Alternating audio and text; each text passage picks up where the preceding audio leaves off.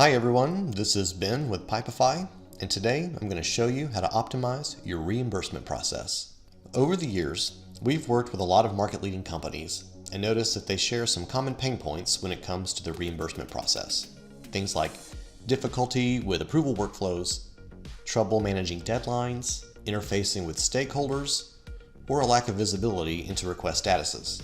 If any of these issues sound familiar, then you're in the right place.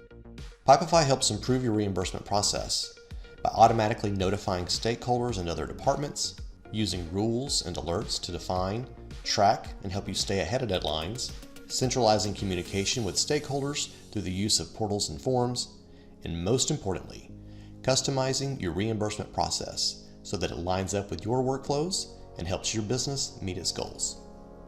So let's get started by looking at an example of a reimbursement process in Pipefy.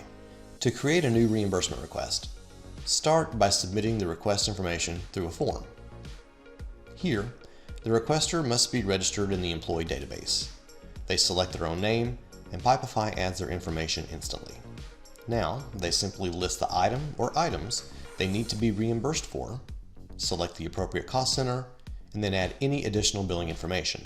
Now the employee just needs to click the policy agreement and submit the request. As soon as that's done, a new card appears in the pipe. Keep in mind that these steps will apply to a user in your company that has access to the pipe, but external stakeholders can also submit requests using a public form.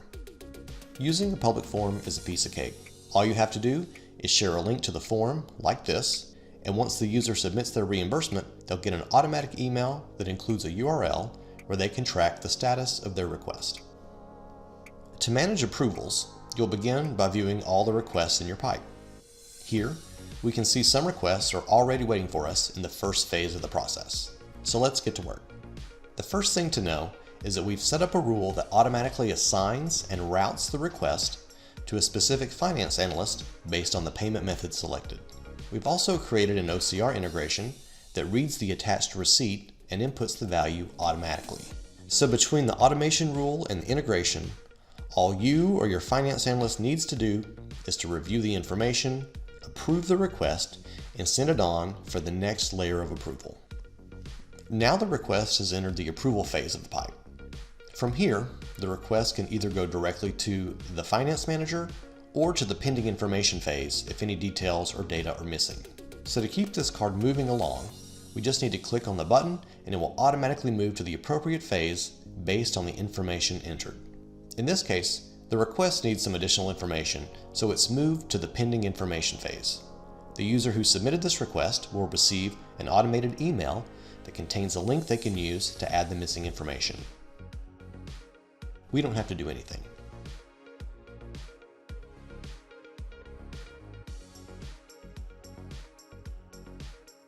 Now, the request returns to the approval phase and to the assigned reviewer. That's us. We review the card and see that all the information is now complete. So we approve this request and it moves to the next layer of approval, which is handled by the finance manager.